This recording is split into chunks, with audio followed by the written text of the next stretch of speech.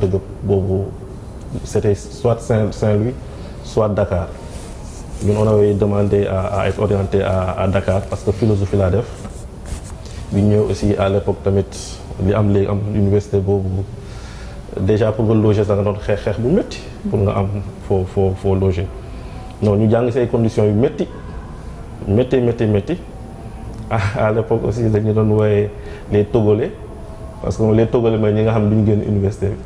amuñu attache Dakar duñu génn week-end wala ñu nekk du lundi dimanche fa lañ doon nekk tout le temps ñu dund fa aussi lu métti mu neex yàlla benn bés rek mu dugal ma ENA ci loo xam ne tamit c'est aussi extraordinaire que bu fekkoon temps mais nag ñu récolté ko. Bien sûr. génn foofu jaar affaires étrangères donc def la section diplomatie génn ñëw affaires étrangères sama promo 2003-2005 la donc ñu génnee en 2006 ñu titulariser ñu parce qu'il faut une année de stage boo génnee foofu. Depuis 2006 nag ñu wër àdduna bi si beaucoup de consulats et d'ambassades. liggéey fa nekk deuxième secrétaire premier secrétaire ainsi de suite di échelonné ba dernier bi moom mooy bi may mujj Maroc te ñëpp yëpp fu ñu rappelé ma foofu boobu xam naa bu ñu duggee si question politique yi nañ ko wax. donc sama jaar-jaar de façon ramassé résumé loolu la def nekkoon booy Dakar. parce que maa ngi wax ne. dëkkoon Rebeuss laa dëkkoon. biir prison bi jamonoy bu fekkee waa Dakar ñu ngi fi jamonoy maire Mataté loolu 88 89 la. maire Mataté waa Rebeuss xam nañ ko. waaw mais jamono non seen Dakar sax xam nañ ko la de façon générale jamonoy Mame Ndéla Thioy waa Rebeuss ñoom ñoo ko xam daal boobu lay nekk digg dënn jamonoy cinéma Corona foofu noonu Rebeuss. nekk ay xale après jógee foofu dund. dëkk aussi ay ginnaaw raay Pikine dem Kancaaro yi dem temps ñoom Dina Ndiaye ñoom Moumbatka yooyu waa Dakar tamit dañ ko xam yu ñuy wàccee para yi maanaam jaar daal fii booy Dakar di jaar jóge foofu nag dem Casamance tamit dugal ma si àll bi. waaw mu nekk benn cassure bu extraordinaire parce que je racontais tout de suite que man mon père était pénitencier donc amoon naa encadrement bi nga xam ne. xale yi nga xam ne seen parents dañ leen di suivre matin soir dama ko doon am maanaam booy jàngi oto moo lay yóbbu boo ñëwee détenu yi ñoo lay jàngal pour chaque matière dama amoon un formateur boo feebaree si prison bi si biir lañ lay fajee ainsi de suite à 10 ans mon père décède ñu yóbbu ma Casamance et ma vie tournée pour ñu xam Casamance dama doon jógee Bukot Yamatooñ di dox ba Boutout quasiment barrage Boutout su ma ko doon estimer peut-être on va être dans les 10 à 11 kilomètres ci xale bu am 12 ans 13 ans dox naa ko ñaari at day si laa bàyyi dox sax ba tey li may dox yi fa la jeexee donc façon résumé est très en vrac. loolu moo nekk sama jaar après nag aussi dans la diplomatie aussi ma jaar fu bëri jaar si loxo yu bëri moo tax ñu wax protocole li may tooñee léegi jaar si loxo ambassadeur bi noo jaata ba mu nekkee après mu mujj ministre. jaar nga ci loxoom. waaw parce que xam nga boo génnee ñun bi ñu génnee dañuy yóbbu au protocole directement. bu ñu génn école rek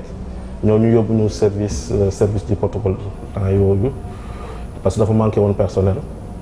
ñoo renforcer ko bu ñu ñëwee nag léegi boobu Bruno l'ambassadeur feu Bruno Diatta moom moo nekkoon disons celui qui gérait le protocole de façon générale ñu amoon suñuy grand frère ku mel ni Karim Diouf nekkoon aéroport amoon Massamba Sarr nekkoon adjoint Bruno Diatta am léegi l'ambassadeur Massamba Sarr bi nekkoon Maroc. waaw parce que ça après finalement voilà donc ñoom ñoo nekkoon suñuy grand ñun léegi dañ doon wër ci diggante bi entre l'aéroport salon d'honneur la présidence parce que chaque fois président di génn ak aussi les affaires étrangères li nga xam ne moom mooy le protocole d'état daal ñu ñoo nekkoon les éléments yu doon tourner autour à l'époque amutoon cette séparation qu'il y a maintenant les affaires étrangères ñoo doon gérer le protocole d'état de façon générale tey la commencé am ay protocole présidence protocole fii protocole fii mais à l'époque c'était benn protocole rek et d'ailleurs sax noonu la war a demee loolu mooy la pratique l'habitude moom moo dem ba ñu commencé séparer ak certains aussi bëgg am seen propre protocole mais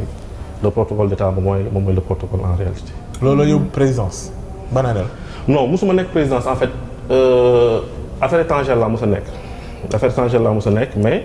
bu président doon déplacé wu dañuy wax waa affaire étrangère ñu ñëw en renfort donc noonu da doon chaque fois président doon déplacé wu à l'intérieur du pays ñoo doon nekk précurseur ñoo doon dem préparer si élection 2007 par exemple man maa nekkoon benn précurseur boo xam ne li Ablaye Wade wër Sénégal genn wàll yëpp quasiment man maa ko def en 2007 déjà boobu si la jàll premier tour ak plébiscite boo xam ne ba tey jii yow boo nekkee sur le terrain da nga koy gis bi ñuy defaat suñu tournée maintenant en 2024 pour sauter l'histoire j'ai encore vu ces images man au fondement xamoon naa fi ñu jëm ndax j'avais vécu quelque chose de semblable en 2007 et voilà bi ñëwee aussi li ma gisoon loolu fa la mujjee donc musuma nekk présidence mais affaires étrangères laa mos a nekk mais dama doon liggéey en parfaite collaboration ak ñoo xam ne ndax benn comme ni ma la ko waxee benn famille la woon Bruno moo nekkoon kilifa gi ñun ñëpp ñu ñoo nekkoon éléments yu doon daw si biir yoo xam ne ak pour am aussi sous sa protection ñu digal ñuy def ñuy jàng loolu la ñu defee les échelons ba tey jii nii ñu ñuy dàkkantool tur boo xam ne am naa par habitude la Sénégal moom day lu bu niroo rek da koy collé bu ñaari affaire mu niroo rek mu collé leen. mais en réalité j'ai jamais été protocole. musuma woon delluwaat protocole ndax li ma dund si protocole nu mu méttee ñaanu moon yàlla ñu delluwaat protocole mais maintenant nag les gens ont pensé parce qu'à un moment j'ai joué ce rôle-là que forcément j'avais des visées sur ça. loo fa dund lu metti. lu ma dund lu metti fan. protocole. bien avant ngay ñëw présidence la bëgg wax. non c'est que là doo amul le protocole amul vie l'agent de protocole n'a pas de vie quand je dis il n'a pas de vie mooy gan buy dugg Sénégal da ngay dem aéroport dem jëli ko buy génn nga dem da ngay liggéey tabaski da ngay liggéey korité